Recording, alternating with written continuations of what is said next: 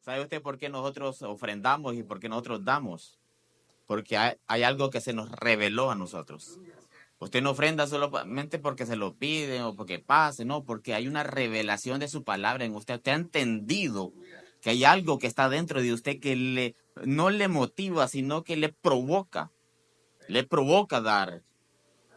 Porque ha entendido que nada de lo que nosotros tenemos nos pertenece, le pertenece a Él, le pertenece a Él. Le creemos. Qué bueno es eso. Tengo el privilegio de poder compartir estos 30 minutos la palabra del Señor. Y pues antes de ir comenzando, pues saludamos y no sé si están transmitiendo. Saludamos a aquellas personas que están conectadas a través de las redes sociales, los bendecimos, ¿verdad?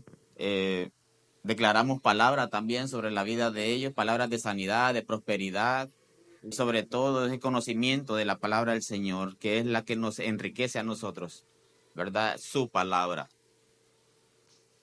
Recuerdo un momento, amada iglesia, una vez hace mucho tiempo, un familiar cercano a nosotros estaba buscando un documento, un documento muy importante para ella.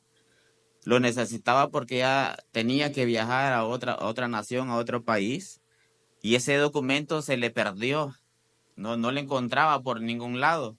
Así que nos puso a todos a buscar ese documento, ¿eh? Y nosotros buscamos por toda la casa un documento. No sabíamos qué andamos buscando, pero sabíamos que era importante. Para ella era muy importante ese documento, ¿verdad? Así que cualquier cosa extraña que encontráramos en la casa, íbamos a entender que ese era el documento que esa persona andaba buscando.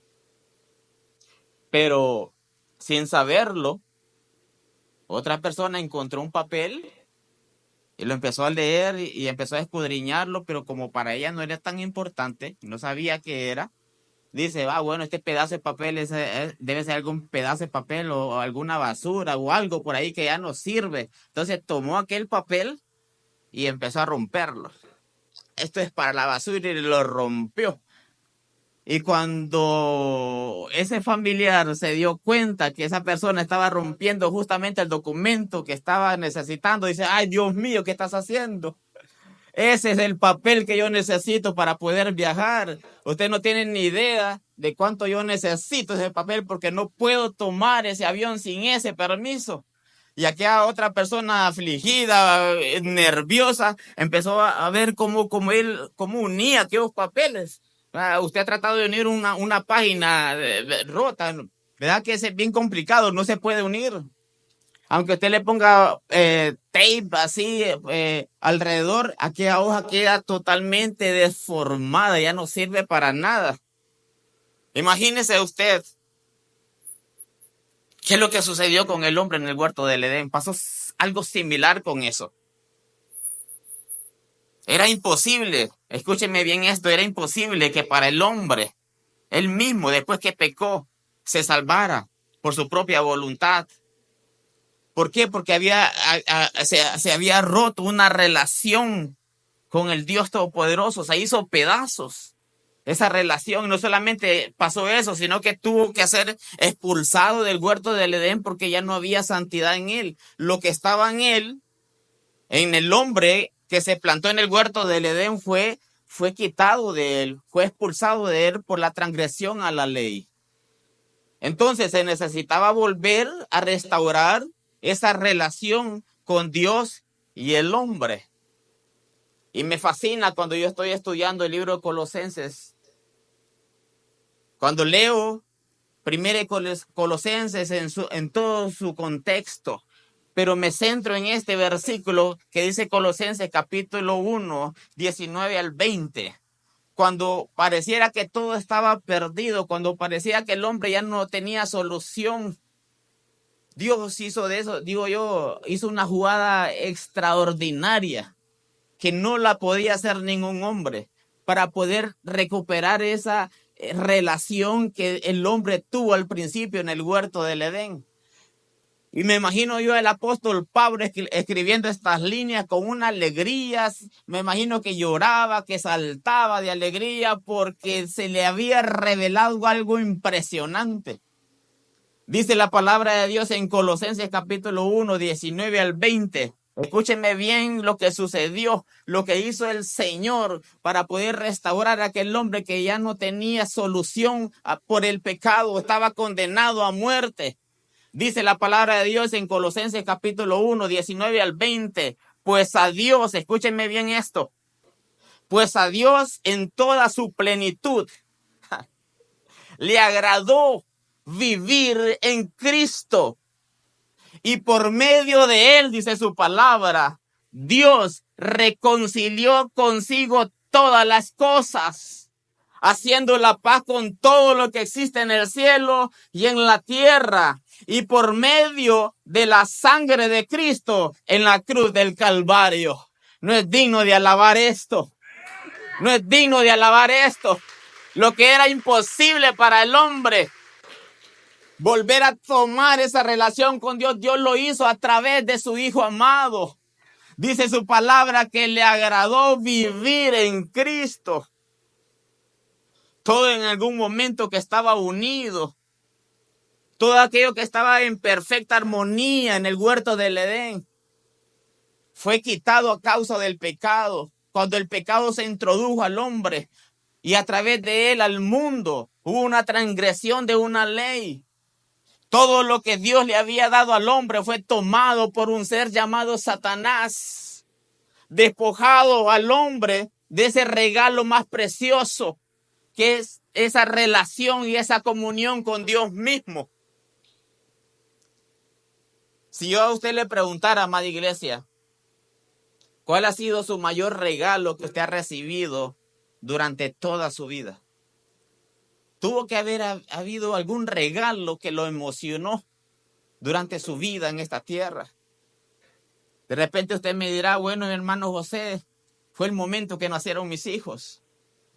Sentí una alegría tremenda cuando mi primer hijo y consecutivamente mis demás hijos nacieron. Sentí algo emocionante en mi corazón.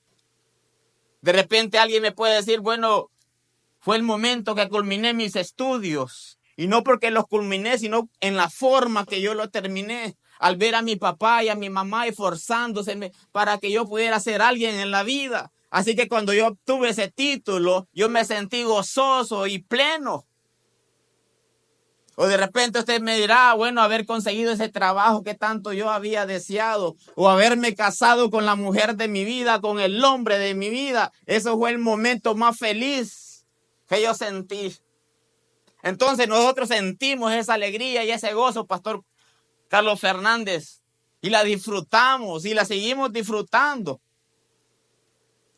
Pero yo quiero que usted vea y se imagine lo que significó para Dios mismo cuando creó al hombre. ¿Qué sintió el Señor ese momento cuando estaba creando y estaba formando al hombre?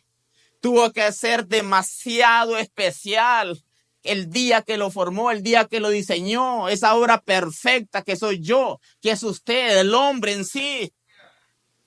Fue tan especial para Dios ese momento que decidió bajar de su trono, levantarse de su gloria y ser él con sus propias manos, formar y diseñar al hombre a su imagen y semejanza. Todas las demás cosas, dice la palabra, fueron creadas, escúchenme bien esto, por la palabra de Dios. Pero al hombre no solamente fue creado por su palabra, sino que lo formó con sus propias manos. De este inmenso amor estoy hablando. De la forma que Dios amó a este hombre. Dice la palabra de Dios en Génesis capítulo 1, 26, al ver Dios tal belleza. Mire lo que dice esta versión. Dijo, hagamos ahora al ser humano tal y como somos nosotros, que dominen los peces, el mar y las aves del cielo, a todos los animales de la tierra y a todos los reptiles e insectos, dice esta versión. Amada iglesia, el hombre es la expresión de amor más grande que usted va a encontrar desde el principio de las cosas. Dios me ama tanto que Él se bajó de su trono para formarme y crearme a mí y para crearlo a usted.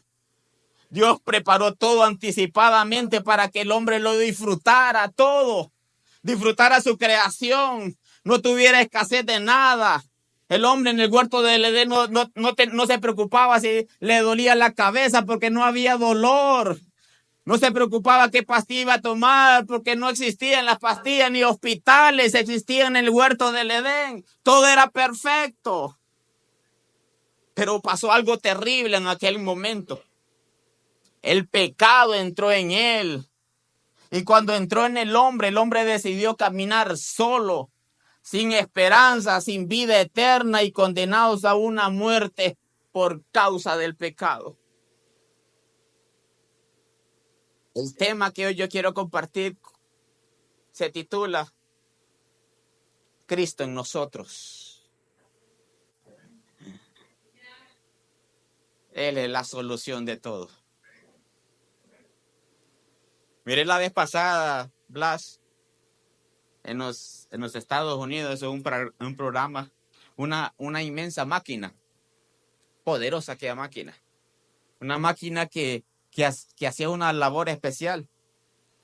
Esta máquina aplastaba con fuerza y con potencia todo aquello que se le colocaba debajo de ella, no importaba qué cosa era, qué metal tan fuerte era ese artefacto. Si usted metía un carro, lo aplastaba de una forma poderosa. Esa máquina convertía algo que estaba formado, hecho o moldeado en algo insignificante, algo inservible. Imagínese usted lo que pasó o lo que hizo el pecado con el hombre, lo deformó, porque ese es el trabajo del pecado, deformar la imagen de Dios, le cambió la forma, el diseño, para lo cual había sido hecho desde el principio. El primer hombre, amada iglesia, en el huerto del Edén tenía algo que lo definía como ser, como creación. Todo lo que él poseía lo evidenciaba y lo diferenciaba de cualquier otra cosa creada, incluso de Satanás mismo. ¿Por qué? Porque dentro de él y fuera de él estaba la vida eterna. En él estaba, oh Dios mío, toda la plenitud de Dios en él. Había comunión, había relación. Nada le sorprendía, era natural para él escuchar la voz de Dios, caminar con Dios. Pero este hombre ya fuera de Dios y viviendo en una naturaleza pecaminosa, ya un hombre cegado y deformado por el pecado, ya no podía volver a funcionar de la misma forma que lo hacía al principio. ¿Por qué? Porque ya no tenía identidad. Ya no había un propósito en él y sobre todo carácter. Como lo decía el pastor Carlos Fernández el jueves pasado, carácter es el que nos ayuda a nosotros a crecer y a formarlos como hombres. El hombre lo perdió todo. Y cuando hablo de carácter, estoy hablando del ser del hombre. Aquello que lo define no por lo que hace, sino por lo que es. Ese carácter, Blas, que se va desarrollando a través del crecimiento y de la relación y de una comunión con las cosas que nos rodean. Eso fue sustituido por la naturaleza pecaminosa. En pocas palabras, todo lo que el hombre poseía lo perdió y adquirió algo que se llama antinatural. Ya no había forma de poderlo recuperar. El hombre ya no podía hacer nada, estaba condenado a una muerte eterna. Pero pasó algo impresionante, amada iglesia, que no te lo va a revelar a ti ningún libro de filosofía, ni de ciencia, ni de arte, sino que la misma palabra de Dios. ¿Y qué es? Es que ahora Cristo, el misterio que estaba oculto por los siglos pasados, por los profetas, fue revelado, y no solamente fue revelado, sino que dice su palabra que decidieron habitar en este cuerpo imperfecto para que todo lo de Dios habitara en mí. ¿No es sorprendente esto? El Dios Todopoderoso ahora vive en mí, habita en mí y en usted. Esto significa que lo que un día estuvo vacío, ahora está lleno. ¿Y lleno de qué? De la plenitud de Dios, del todo de Dios, de lo eterno, de lo santo, de lo justo, de lo benigno, de lo sagrado, de lo perfecto. Ahora vive y mora en mí, haciéndome ante Él también santo, justo y una nueva criatura, regenerado con un nuevo corazón y sobre todo una nueva naturaleza. Eso es lo que hizo Dios en mí. Por eso Él decidió habitar en usted y en mí. Y el mismo Dios dice, yo decidí habitar con mi Hijo para que ustedes también lo tuvieran todo. Efesios capítulo 4, 9 y 10 dice, ¿pero qué significa eso que subió? Dice, pues significa que primero bajó a las partes más profundas de la tierra. Y el que bajó es el mismo que después subió a lo más alto del cielo para llenar todo el universo. Todo esto lo hizo posible a través de su Hijo amado Cristo Jesús. El hombre necesitaba ser reconciliado nuevamente. Necesitaba ser renovados, necesitaba ser justificado, santificado y sobre todo redimido. Por eso Dios dice ahora, vean a mi Hijo. Vean a mi Hijo. Él es la imagen del Dios invisible. Es el primogénito en el cual yo he decidido habitar en Él. Porque también tu vida ya no está perdida ahora, sino que está escondida en Él, dice su palabra. Estamos escondidos en el Hijo. Por eso cuando yo leo la carta a los Colosenses, yo me gozo, porque sé que Pablo cuando estaba escribiendo esta carta no lo estaba haciendo triste, no lo estaba haciendo agobiado. Yo me imagino el apóstol Pablo escribiendo estas líneas contento, gozoso, brincando, porque se le había revelado algo precioso. Le estaba diciendo el Señor, todo lo que perdiste, yo te lo doy a través de mi Hijo amado. Por eso dice Colosenses 16, 20. Pablo empieza a describir esto, la imagen de Dios. Y empieza a decir, Él es la imagen del Dios invisible. Él es el primogénito de toda la creación, porque en Él fueron creadas todas las cosas, las que hay en los cielos y las que hay en la tierra, visibles e invisibles, sean tronos, sean dominios, sean principados, sean potestades.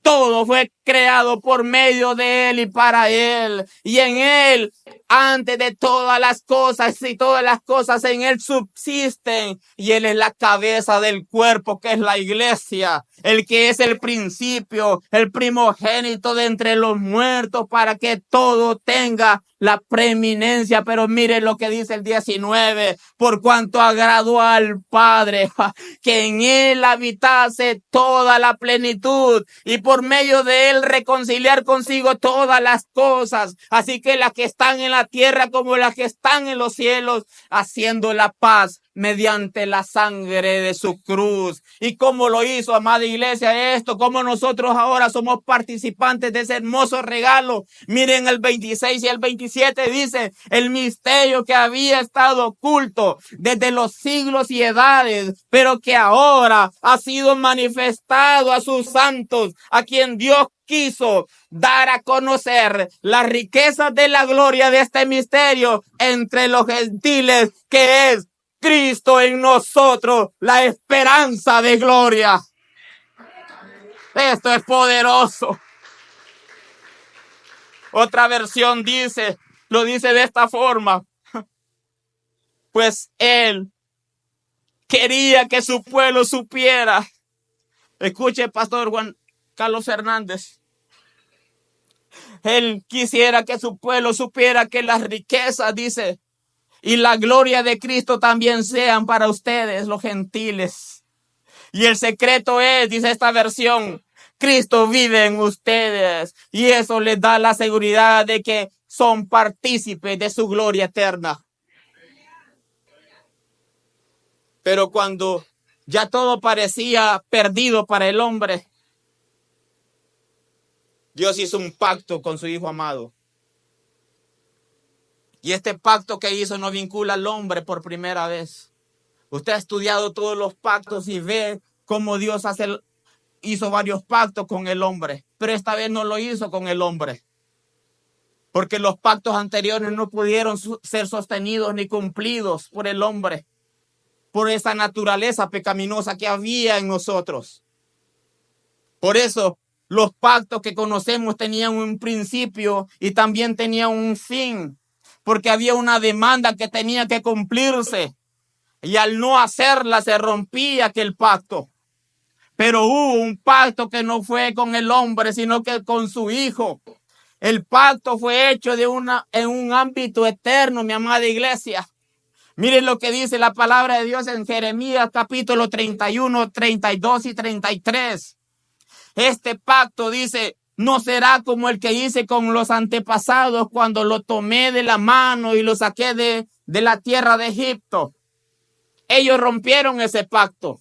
A pesar de que los amé como un hombre ama a su esposa, dice el Señor. Pero este es el nuevo pacto que haré con el pueblo de Israel después de esos días, dice el Señor. Pondré mis instrucciones en lo más profundo de ellos y las escribiré en su corazón. Yo seré su Dios y ellos serán mi pueblo. ¿De qué está hablando el profeta Jeremías en este versículo? De lo que en algún momento estaba fuera de él, fuera de mí por causa del pecado. Ahora mora dentro de mí. Usted es el portador de Cristo, de sus leyes.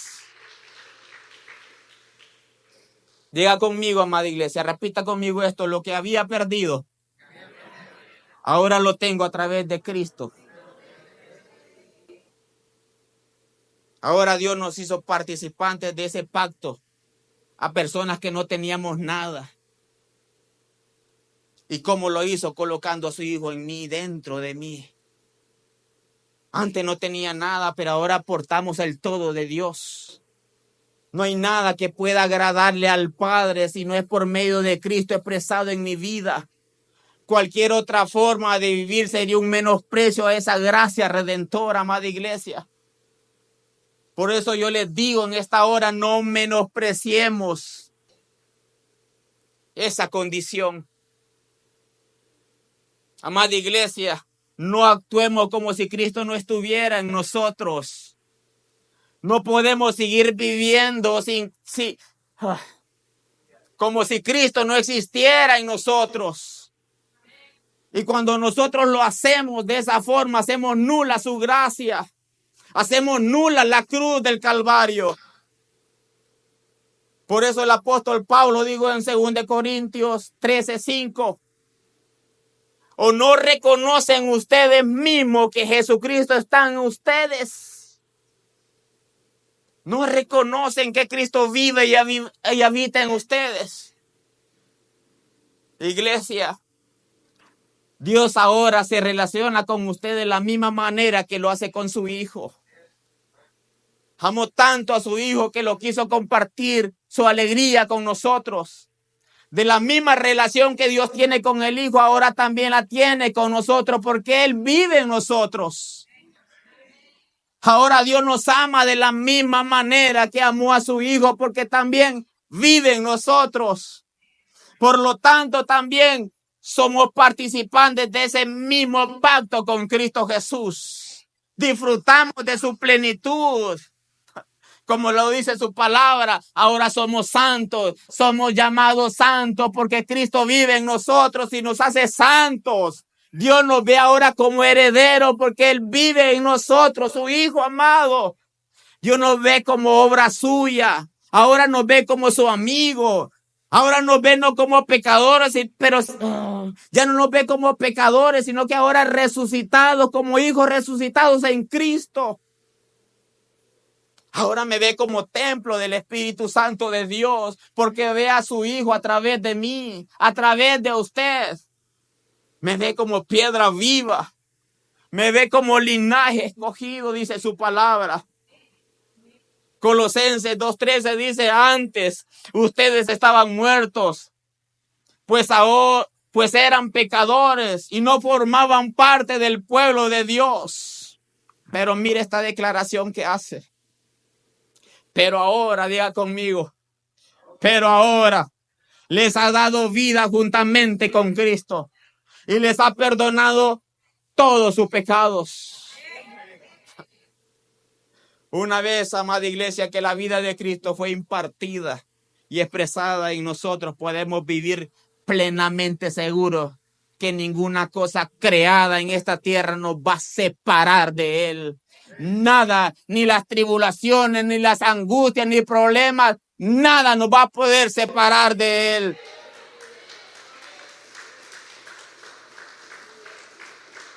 Para que el enemigo te pueda quitar algo, tienes que pelear con lo que tú tienes dentro. Por eso cuando ofrendamos, pastor, se nos revela lo que tenemos dentro y damos a través de esa revelación. La revelación es una persona, es Cristo. Es Cristo. Hermano José, dígame cuál fue el beneficio entonces que nosotros adquirimos al vivir en Cristo Jesús. ¿Cuál fue ese beneficio? Solo le voy a dar 2 puntos y termino.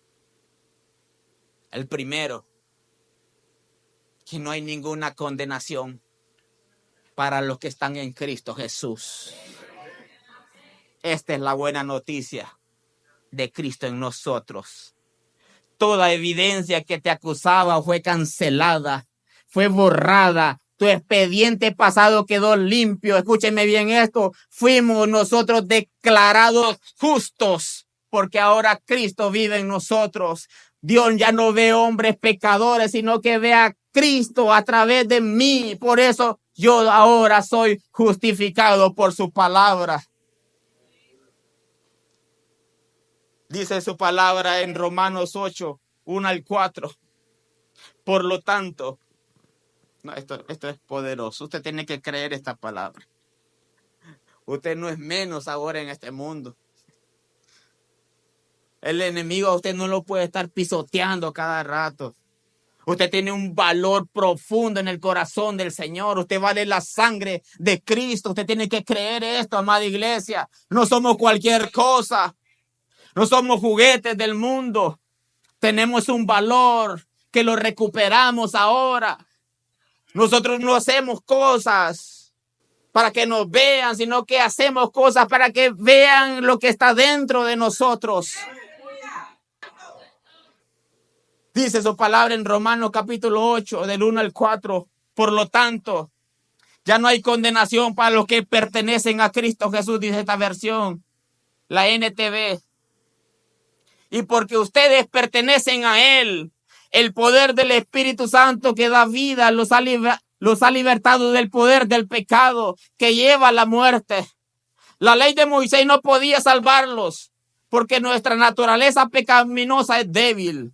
Así que Dios hizo lo que la ley no podía hacer. Él envió a su propio Hijo en un cuerpo como el que nosotros los pecadores tenemos. Y en ese cuerpo, mediante la entrega de su Hijo como sacrificio por nuestros pecados, Dios declaró el fin del dominio del pecado que tenía sobre nosotros. Lo hizo para que se cumpliera totalmente la exigencia justa de la ley a favor de nosotros, ya que no seguimos a nuestra naturaleza pecaminosa, sino que seguimos al poder del Espíritu Santo de Dios.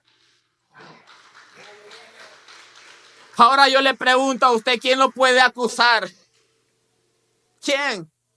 El enemigo lo puede acusar ahora. Si Cristo vive en usted, usted ya no tiene quien lo acuse, porque tiene a alguien que lo defienda. Dios no está viendo, no lo ve a usted, amada iglesia, y Dios no me ve a mí, sino que ve lo que tengo dentro de mí, lo que fue colocado en mí. ¿Quién puede acusar? Dice Romanos 8, 33, 35. Acusar de algo malo a los que Dios ha elegido. Si Dios mismo los ha declarado inocentes.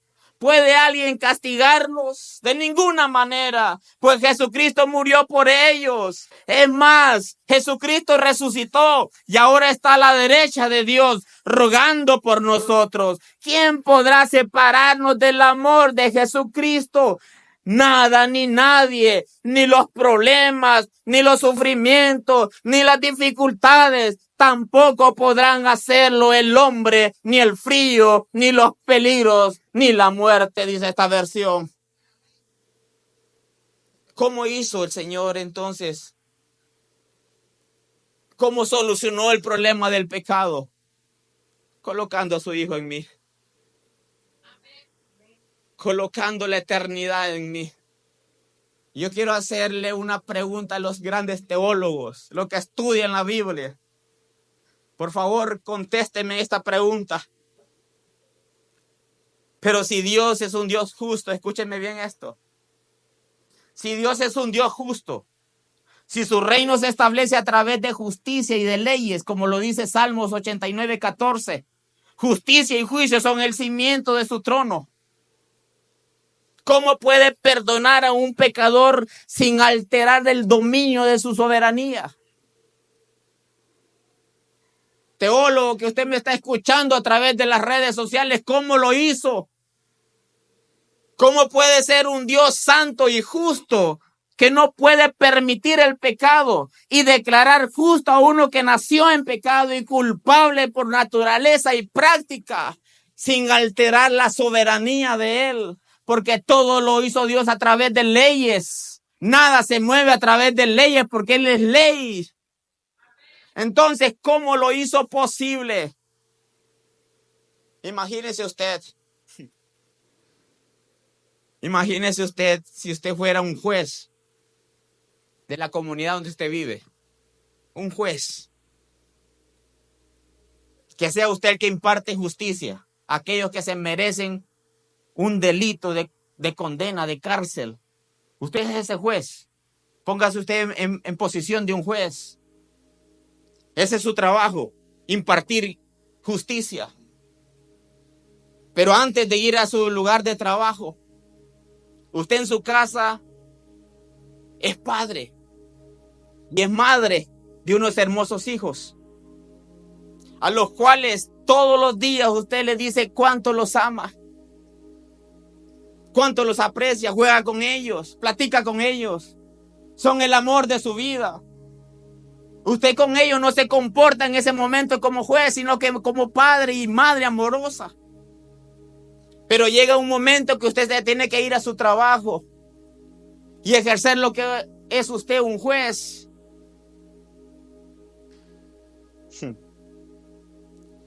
Y el primer caso que tiene en ese día es condenar a un joven que ha cometido un delito, el cual todo el peso de la ley está justamente sobre él.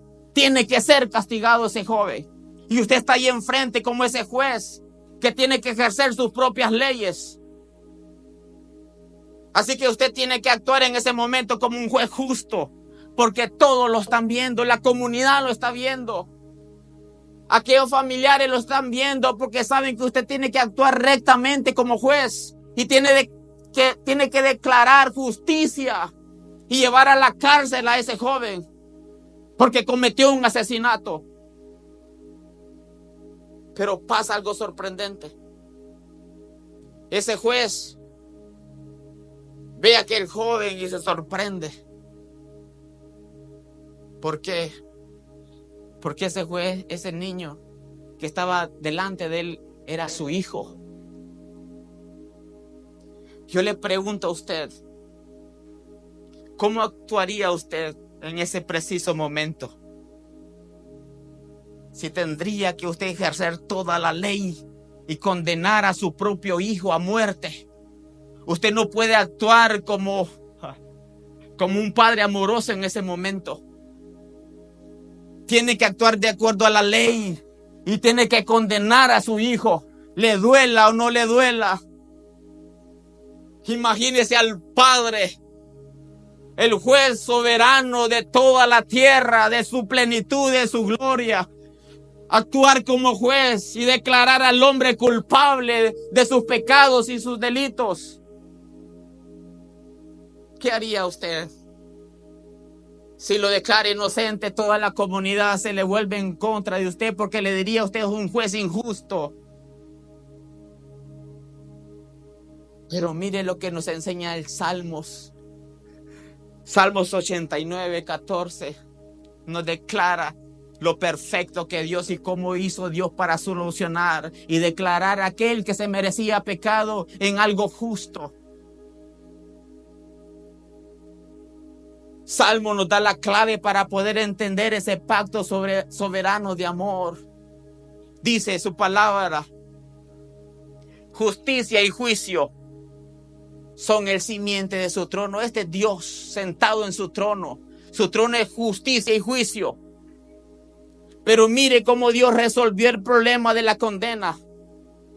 Si quiere ser salvo, dice el Señor, mira a mi hijo ahora. Vean al actor y consumador de la fe. Mi hijo a quien he amado. Él es misericordia y Él es la verdad. Por lo tanto, Él va delante de mí con amor eterno, dice la palabra del Señor.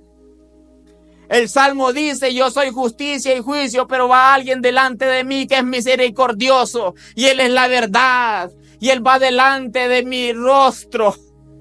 Dice otra versión, Él es el amor inagotable y Él es la verdad. Van como un séquito delante de ti. ¡Wow!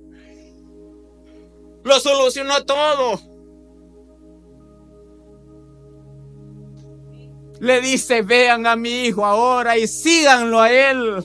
Porque si ustedes siguen a mi hijo, yo les voy a perdonar todos sus pecados. Yo soy un juez justo. Y la sangre de mi hijo ahora le da un valor a ustedes. Ahora yo los declaro justos por la vida de mi hijo. Ese es el acto de amor y soberano que Dios nos entregó. Amada iglesia, cuando Dios perdona, lo olvida todo. Jamás se vuelve a acordar de nuestros pecados. Este es el nuevo pacto que haré con mi pueblo. Póngase en pie, amada iglesia. Dice el Señor, pondré mis leyes en sus corazones y lo escribiré en su mente. Después dice, nunca más me acordaré de sus pecados y sus transgresiones. Y cuando los pecados han sido perdonados, nada hace falta ofrecer más sacrificios. Dios colocó a su Hijo amado como un depósito a nuestro favor, para que Él sea perfecto en justicia en nuestra vida. Dice 1 Corintios capítulo 1 del 30 al 31, mas por Él estáis vosotros en Cristo Jesús, el cual no ha sido hecho por Dios sabiduría, justificación, santificación y redención, para que, como está escrito, que Él sea para Él que sea gloria y glorice en el Señor.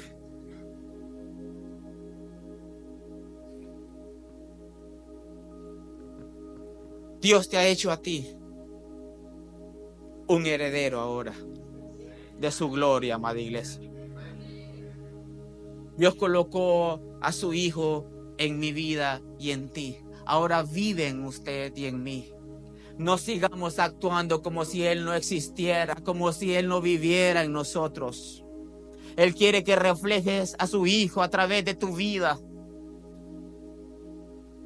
Necesitamos nosotros, amada iglesia, ser y entender que ahora somos perdonados y somos justificados y ya no hay ninguna condena sobre nosotros.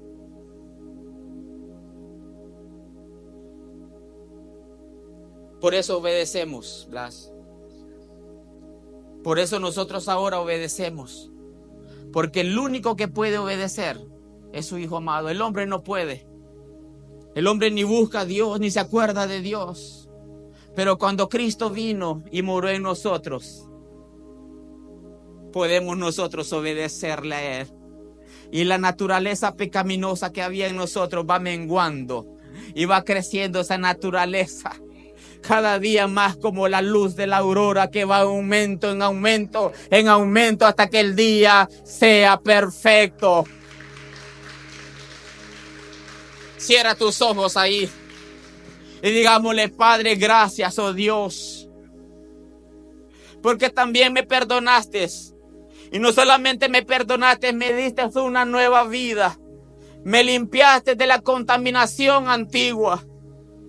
Ahora hay una renovación en mí, hay una transformación y hay una restauración por tu poder. Todo lo que había perdido en el huerto del Edén ahora me pertenece a través de tu Hijo. Hay un nuevo corazón ahora actuando en mí. No busquemos fuera lo que está dentro de ti, amada iglesia. No busques afuera lo que está dentro de ti.